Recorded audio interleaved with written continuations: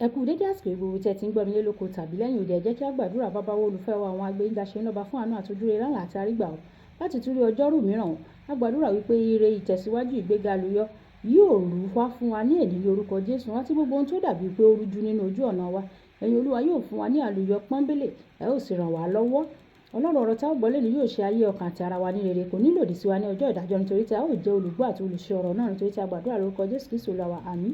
Ìwé ọ̀run ṣíṣí tí a ti ọwọ́ olùṣọ́ àgùntàn Enoch Adéjàre Adébóyè kọ.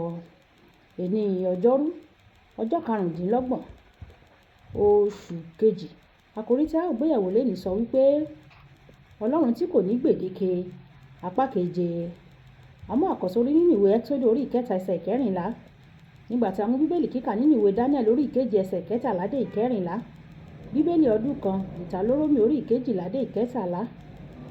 Orin àkọ́kọ́. Gbogbo ayé gbé Jésù ga. Àkọ́sórí Ẹ́kísódù orí 3 ẹsẹ̀ 14.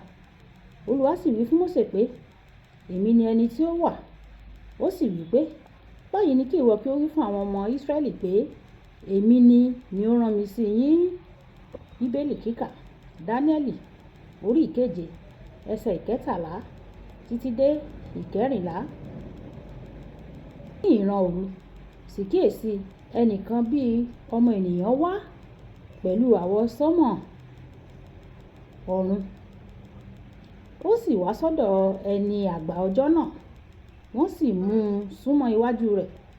A sì fi agbára ìjọba fún un, àti ògo àti ìjọba, kí gbogbo ènìyàn àti orílẹ̀-èdè kí ó máa sin agbára ìjọba rẹ̀.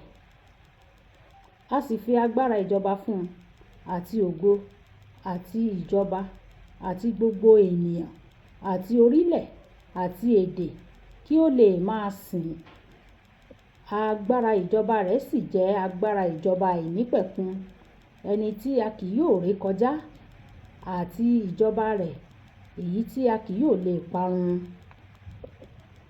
Wàyí, ẹ tẹ́tí bẹ̀rẹ̀ jẹ́ láti gbọ́ ohun tí olùṣọ́ àgùntàn Enoch Adéjàre Adébóyè ní fún wa ní èní ọjọ́rú.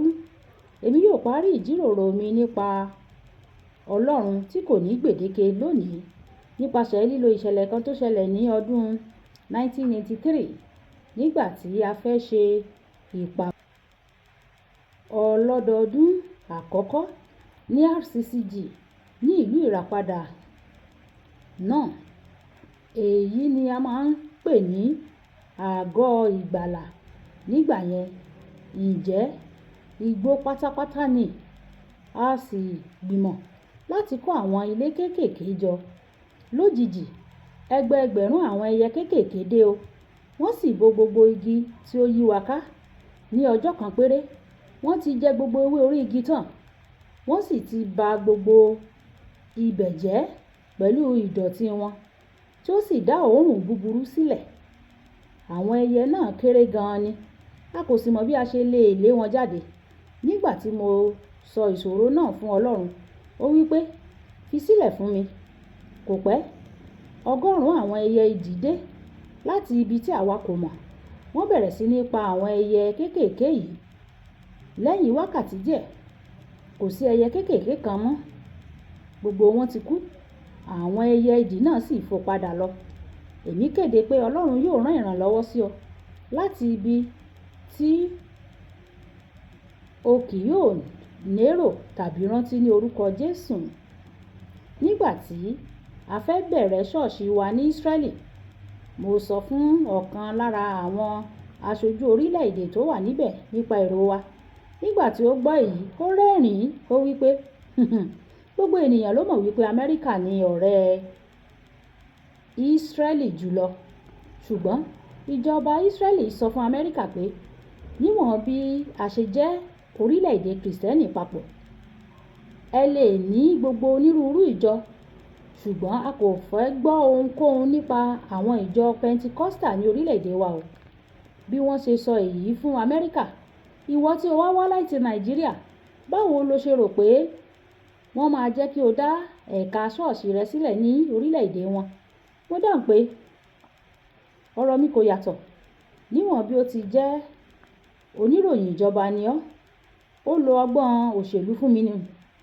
ó sì béèrè pé kí ni mo fẹ́ kí òun kí ó ṣe fún mi, nítorí ó rí dájú pé mo ní ìdánilójú láti tẹ̀síwájú pẹ̀lú ìbéèrè mi náà.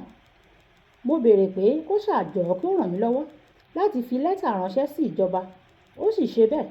Lẹ́yìn oṣù 6 wọ́n fi orúkọ wa sílẹ̀ gẹ́gẹ́ bí ṣọ́ọ̀ṣì.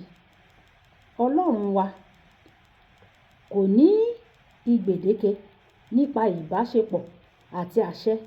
Ó lè kọjá gbogbo òfin ìjọba àti ìlànà nítorí tìrẹ. Olùfẹ́, tí o bá dojúkọ ìṣòro tí ó dàbí pé o kò lè borí, rántí pé ìwọ ń sin Ọlọ́run tí ó ṣe ọ̀nà kọjá lórí Òkun Pupa fún àwọn ọmọ Ísírẹ́lì láti kọjá.